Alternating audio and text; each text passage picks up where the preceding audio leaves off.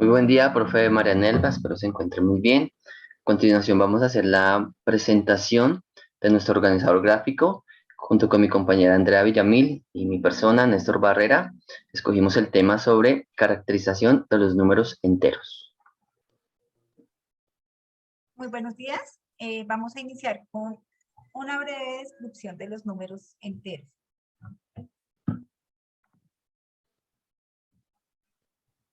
Bueno, para empezar queremos integrar este DBA que hace parte de las especificaciones de nuestro trabajo y está integrado o hace parte de la temática de grado sexto. Interpreta los números enteros y racionales en sus representaciones de fracción y de decimal con sus operaciones en diferentes contextos al resolver problemas de variación, repartos, particiones, estimaciones, etc. Reconoce y establece diferentes relaciones de orden y equivalencia y las utiliza para argumentar procedimientos.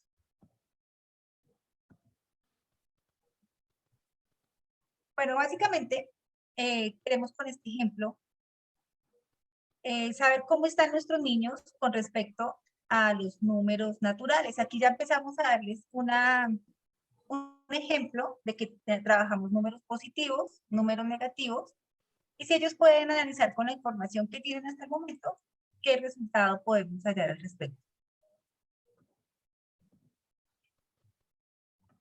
Bueno, luego de hacer, de, de, de que ellos se vayan como adentrando en el tema de que también tenemos números negativos, vamos a contextualizarlos, que los números enteros los encontramos o hacen parte de nuestra vida cotidiana. En la vida cotidiana los utilizamos a veces sin darnos cuenta y los tenemos en muchos contextos.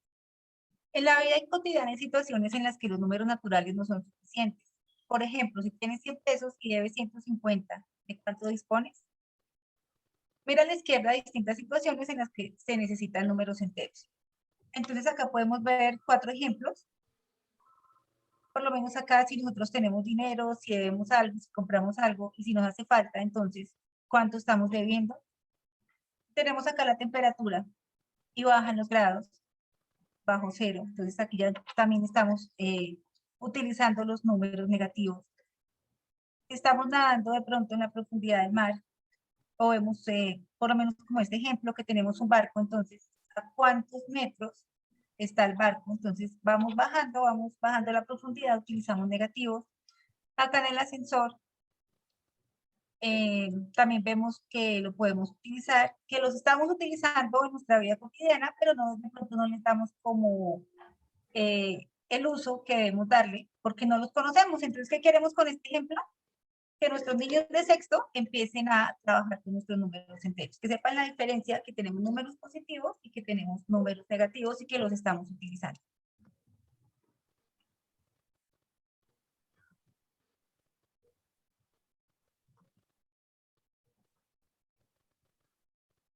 Bueno, entonces acá ya tenemos, vamos a ver la definición de los números enteros, los cuales son una ampliación de los números naturales.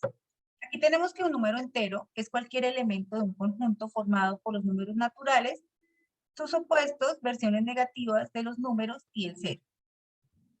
Acá que tenemos en cuenta que los naturales se consideran enteros positivos y se escriben con el signo positivo. Pero también que tenemos enteros negativos, los cuales van precedidos del signo menos. El cero es un entero, pero no es ni negativo ni positivo, y el conjunto de los enteros se designa con la letra Z mayúscula. Bueno, entonces ya que les hemos explicado a los niños que los números enteros son la combinación de los números positivos, los números negativos y el cero, vamos a ver un poco de historia de cómo se han llamado los números negativos.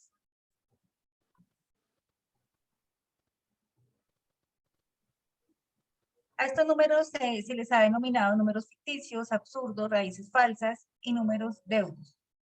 Pero también debemos tener en cuenta que estos números los utilizamos en nuestro contexto. En todo, según los ejemplos anteriores y en todos los contextos, utilizamos positivo y negativo, que es lo que queremos que los niños en este grado empiecen a identificar para empezarlos a trabajar a lo largo de su contexto.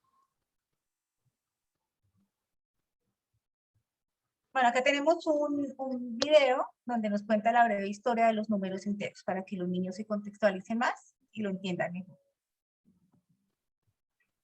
Hola compañeros, nosotros somos Tim y Tom y juntos queremos mostrar un poco de la historia de los números enteros. Todo partió con la necesidad de querer expresar cálculos comerciales, como la pérdida en el análisis financiero. Así fue como los chinos utilizaron bastoncillos de colores negro y rojo, intentando representar la cantidad positiva y negativa, aunque pocos validaron esta idea. Muy interesante, Tom, aunque he escuchado que muchas personas consideraban que no podían existir los números negativos, pues después del cero o de no tener nada, ¿cómo era posible que hubiese un número?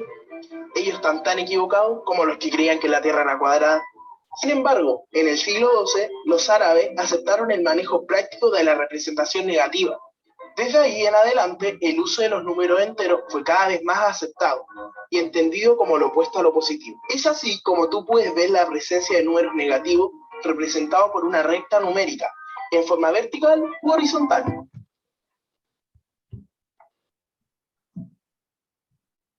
Listo. Gracias, compañera Andrea. Entonces, para continuar con el tema, es importante también conceptualizar a los chicos dentro de lo que se conoce como los números relativos, que hace parte también de la definición de lo que son los números enteros. Para contextualizar este tema, entonces, lo que hacemos es presentarles una actividad, se llama la ferretería de Fercho, y la idea es que para esta actividad ellos identifiquen ciertos valores que son importantes o ciertas cantidades para que podamos entender qué es esto del valor relativo. En este caso, la ferretería Fercho, lo que se va a hablar es que ellos tienen unos gastos que son de 180.000 pesos semanales, que eso que incluye esos gastos, la alimentación e incluye también el arriendo. Entonces, en la tabla que está al costado derecho se identifica lo que la ferretería recibió semanalmente en sus ganancias, en todo lo que vendieron. Entonces, en la semana 1 recibió 170.000, semana 2 120.000, semana 3 180.000, 4 240.000, la semana 5 350.000. Entonces, a partir de esta información se les presenta otra tablita. En esta tablita ellos que deben llenar y es donde empezamos a ver el concepto de valor relativo. Entonces, hablamos de un punto de referencia que en este caso son los 180.000 pesos y este punto de referencia va a ser sobre, teniendo en cuenta lo que recibieron semanalmente, si a partir de estos 180.000 pesos tuvieron ganancias o tuvieron pérdidas. Cuando ellos completan la tablita donde identificar en la columna y lo que se dan cuenta en la segunda columna, el cero relativo son los 180.000 pesos, es decir, que a partir de estos 180.000 empiezan a mirar las ganancias o las pérdidas. En la columna 3, entonces van a escribir el valor de la ganancia o el valor de la pérdida, y en la columna 4 el número relativo que representa. Ya cuando completen la tablita, entonces van a responder esas preguntas. ¿Qué días hubo ganancia? ¿Qué días hubo pérdida? ¿Qué sucedió en la tercera semana? Complete la siguiente tabla utilizando los números relativos y completa la tabla que está a la izquierda. Entonces, esta tablita es lo que ellos deben llenar. Pero lo importante no es solamente que llenen la actividad, sino estas preguntas que aparecen en esta casilla verde, porque estas preguntas van a permitir que ellos empiecen a indagar sobre los números, especialmente los negativos, que es donde se empieza a generar muchas veces el conflicto en la comprensión de los números enteros. ¿Qué van a responder? En la columna del valor de la ganancia o pérdida, la tabla anterior, aparecen valores iguales. Entonces van a responder esa preguntita. La segunda, ¿cómo escribió los números para diferenciar que uno de ellos representa ganancias y que el otro representa pérdida? Entonces la idea es que ellos identifiquen de una manera diferente las ganancias y de una manera diferente las pérdidas. Posiblemente, y teniendo en cuenta el ejemplo que tenemos en la columna 4, donde son ganancias, asignamos el signo positivo, posiblemente ellos lleven a que coloquen en las pérdidas el signo negativo. Y finalmente van a responder cuáles son esos números de acuerdo a la pregunta anterior. Posterior a eso empezamos a hablar del concepto de números relativos. El concepto más importante dice que hay situaciones en que las cantidades están acompañadas de acciones contrarias debido a que hay una referencia. En el caso de los ingresos de la ferretería, se dan situaciones en las que ganan y situaciones contrarias en las que pierden, lo que hace que los números que acompañan dichas acciones se relativicen a positivo o negativo.